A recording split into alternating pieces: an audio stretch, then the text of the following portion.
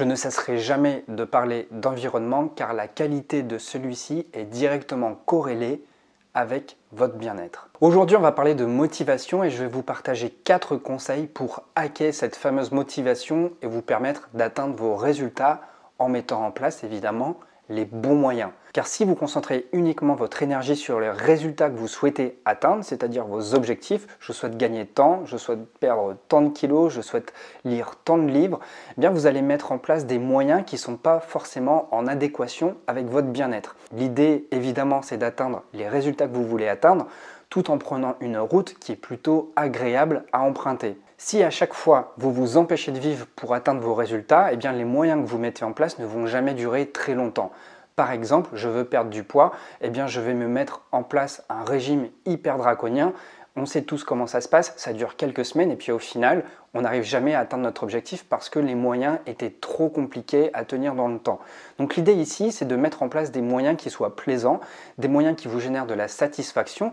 Et d'ailleurs, c'est le moteur des habitudes. Vous avez bien compris que je parle d'habitude en ce moment parce que si vous voulez qu'une habitude tienne dans le temps, soyez sûr que si l'habitude n'est pas agréable à vivre, évidemment, vous n'allez pas la tenir dans le temps. Qu'est-ce qui fait qu'une habitude s'ancre dans votre quotidien?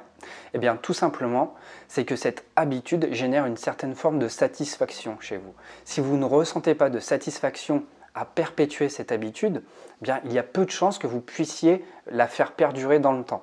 Or, les habitudes, c'est quoi? Les habitudes, c'est des micro-actions répétées au quotidien qui sont là pour vous aider à atteindre un certain résultat. Mais si vous passez votre temps à vous pourrir la vie à travers des habitudes que vous détestez uniquement pour atteindre un résultat, il y a très peu de chances d'une part que vous soyez heureux parce que vous le comprenez bien, ça ne vaut pas la peine de se pourrir la vie pour atteindre uniquement un objectif. Et une fois que l'objectif est atteint, qu'est-ce qui se passe après? C'est ça la question qu'il faut se poser.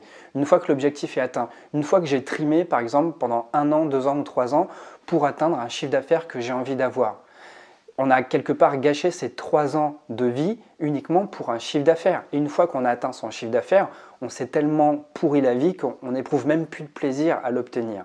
C'est pareil pour n'importe quoi. Quels que soient les objectifs que vous vous fixez, il faut absolument que vous mettiez en place des moyens qui vous ressemblent. Et si ces moyens ne vous ressemblent pas, si les moyens que vous mettez en place ne vous parlent pas, vous allez être triste et vous allez vous fatiguer très vite des habitudes que vous essayez de tenir dans la durée. Alors vous allez me demander pourquoi je mets autant l'accent sur les habitudes et sur votre environnement. En fait, vos habitudes changent en fonction de l'environnement où vous vous trouvez. Et des signaux propres à votre environnement vous sont transmis. Tantôt ces signaux seront en faveur de votre motivation, tantôt ces signaux seront en défaveur de votre motivation. Donc vous avez bien compris que pour travailler sur votre motivation, il faut jouer sur 2 variables. La variable environnement et la variable habitude. À partir de ces 2 variables, vous allez pouvoir modifier beaucoup de choses dans votre quotidien et atteindre les résultats que vous souhaitez avoir tout en vivant un quotidien satisfaisant. Si votre quotidien ne vous génère pas de satisfaction, de plaisir, d'épanouissement, il y a peu de chances que vous atteigniez votre résultat, il y a peu de chances que vous vous sentiez bien dans votre peau. Or, l'idée, c'est de continuer à évoluer tout en se sentant aligné entre ce qu'on veut et ce qu'on fait dans notre quotidien. Premier conseil, regardez ce qu'opèrent sur vous les petits changements de contexte. Pas besoin de grands changements, simplement des petits changements peuvent vous amener à de gros résultats. Je vous donne un exemple. Très longtemps, je suis resté à travailler dans un endroit de mon appartement qui n'est pas du tout bien éclairé. Et depuis que j'ai changé d'environnement, c'est-à-dire depuis que j'ai changé de pièce, j'ai déplacé mon bureau vers une autre pièce. Là, je suis actuellement devant ma fenêtre. C'est-à-dire que lorsque je travaille, je ne suis plus entre 4 cloisons où il y a très peu de lumière. Je suis devant une fenêtre, j'ai la lumière du jour, je vois ce qui se passe par la fenêtre. Je vois le soleil tourner dans la journée, je vois la lune arriver, je vois quand il pleut. En tout cas, moi, ça me fait du bien, j'ai un regard sur l'extérieur. Je travaille beaucoup sur ordinateur et j'ai absolument besoin d'avoir le regard aussi qui soit ouvert sur le dehors. Et si j'ai pas ça, évidemment, je commence à voir les idées qui tournent en boucle, je commence à sentir une certaine forme d'enfermement.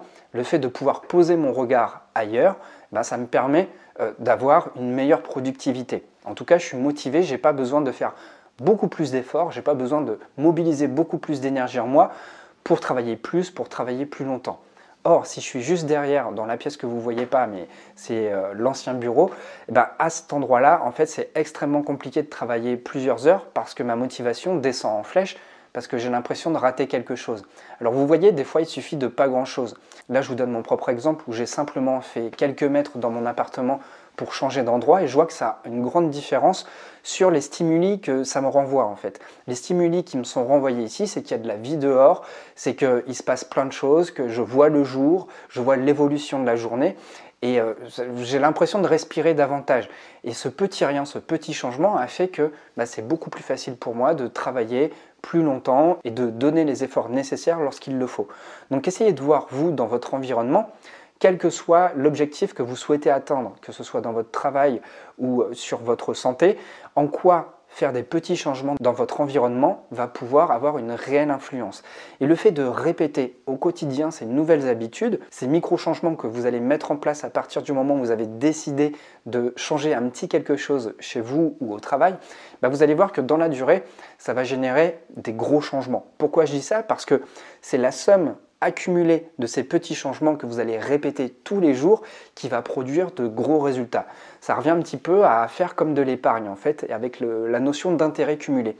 Plus vous mettez de l'argent sur un livret qui est rémunéré, même si c'est plus trop le cas en ce moment au niveau des livrets A, mais l'idée, c'est si vous mettez mensuellement de l'argent sur un livret A, si c'est une habitude que vous n'avez pas l'habitude de faire, vous allez voir que de mois en mois, d'année en année, vous allez profiter des intérêts composés. C'est-à-dire que l'argent, plus que vous mettez de l'argent sur votre compte, plus il génère des intérêts et plus l'argent plus les intérêts s'additionnent et plus ça régénère encore de nouveaux intérêts. Ça s'appelle les intérêts composés.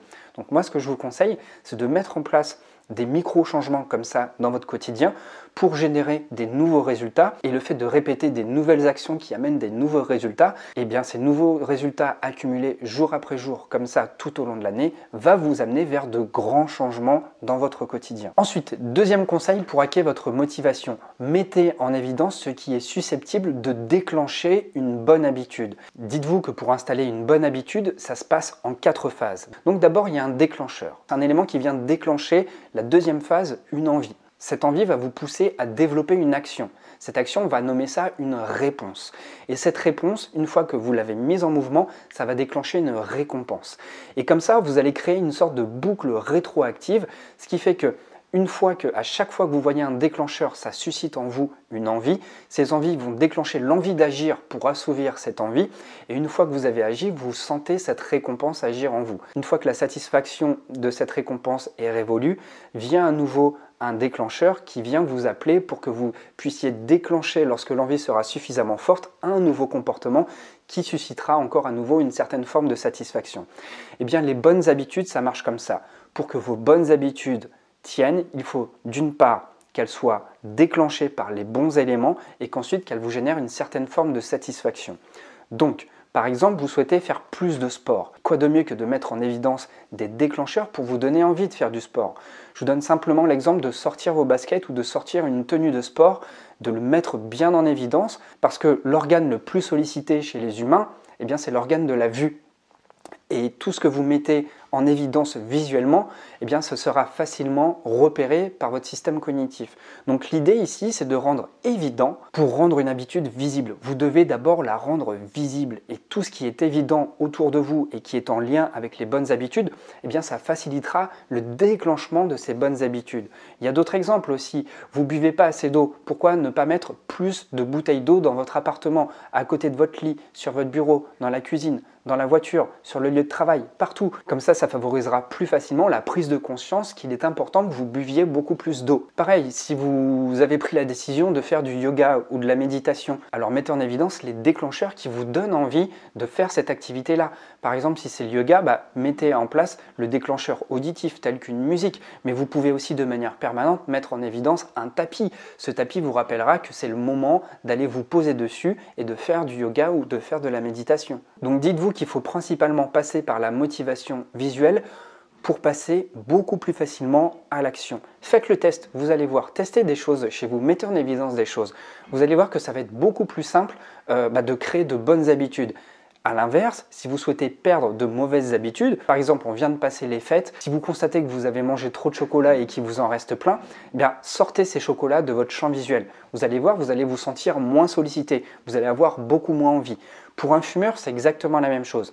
Un fumeur qui essaie d'arrêter, qui est en présence de personnes qui fument ou s'il y a des paquets de cigarettes partout, il aura beaucoup plus envie de s'allumer une cigarette.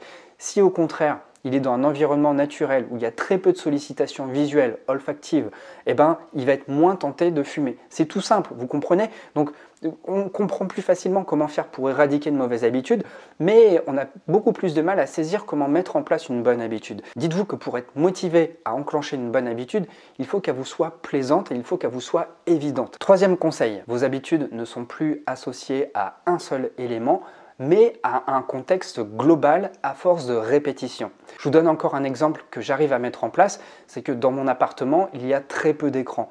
Il n'y a pas de télé, il y a juste mon ordinateur parce que je travaille. Alors évidemment, ça ne m'empêche pas de regarder des films et je ne cherche pas à ne plus regarder de films. Néanmoins, chez moi, il y a énormément de livres, ce qui fait que ça m'encourage beaucoup plus à la lecture. Si vous venez chez moi, vous allez trouver des livres un petit peu partout. Il y a des bibliothèques partout, donc on peut lire partout. Si vous souhaitez lire le soir, mettez un livre en évidence sur votre lit par exemple.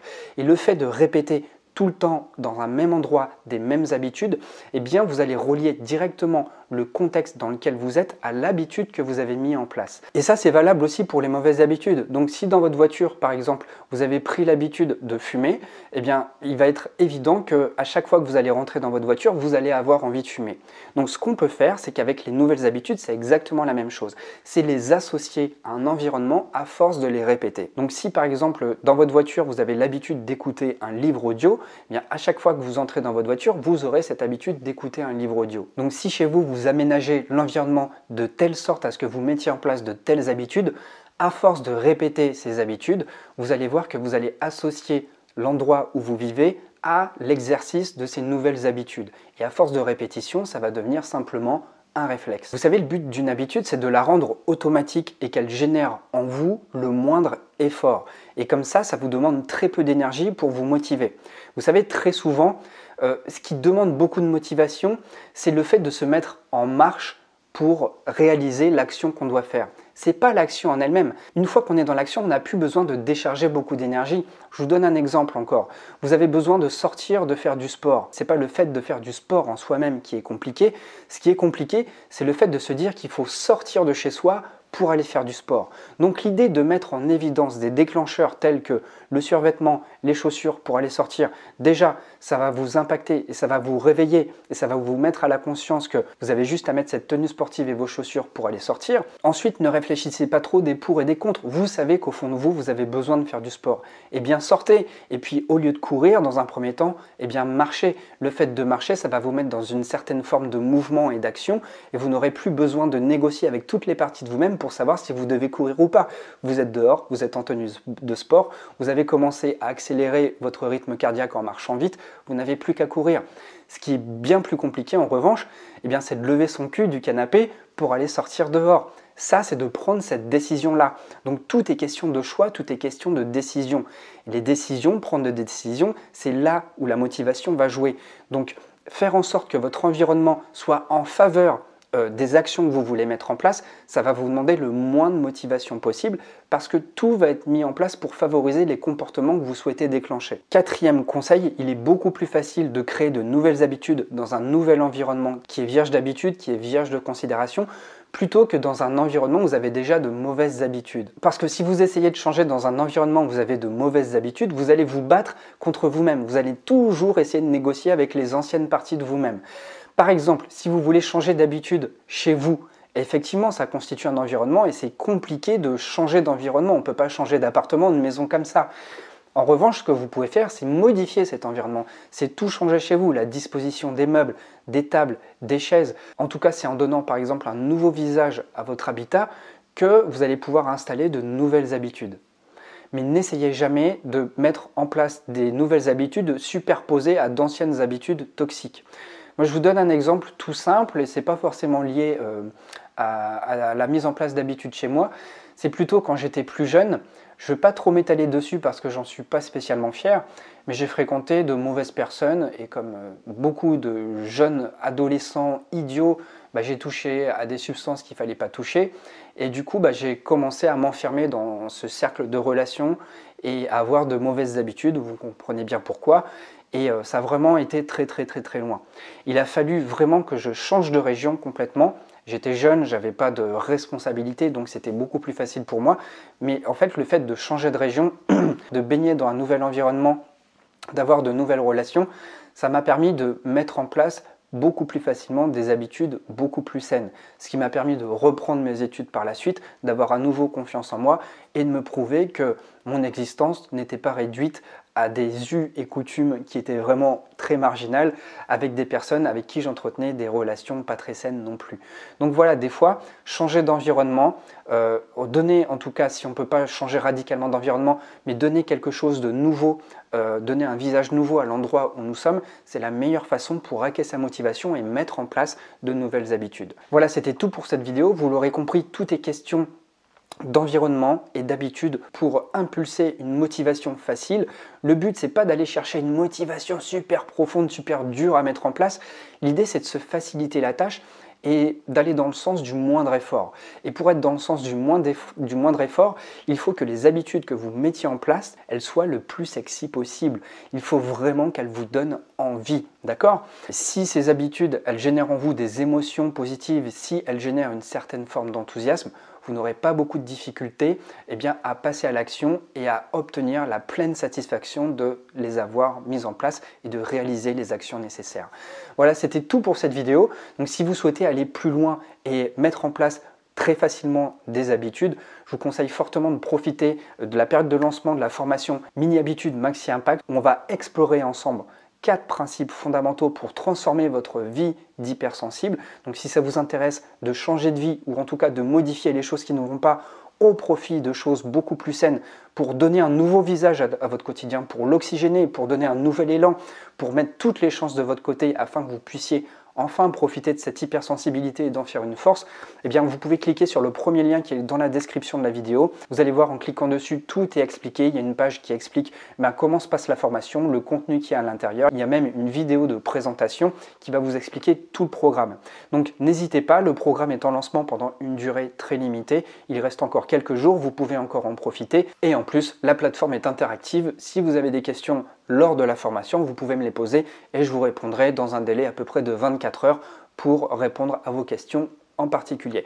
Voilà, je vous remercie beaucoup d'avoir suivi cette vidéo. Si vous pensez qu'elle peut aider quelqu'un, n'hésitez pas à la partager. Je vous remercie beaucoup. On est en contact dans les commentaires, donc n'hésitez pas à interagir avec moi. Si vous avez des questions relatives à la formation ou à autre chose, je me ferai un plaisir de vous répondre. Je vous remercie beaucoup d'avoir suivi cette vidéo. Je vous donne rendez-vous très bientôt et surtout, n'oubliez pas de porter un regard attentif à votre environnement. Prenez bien soin de vous et faites en sorte de mettre en place de bonnes habitudes. À très vite.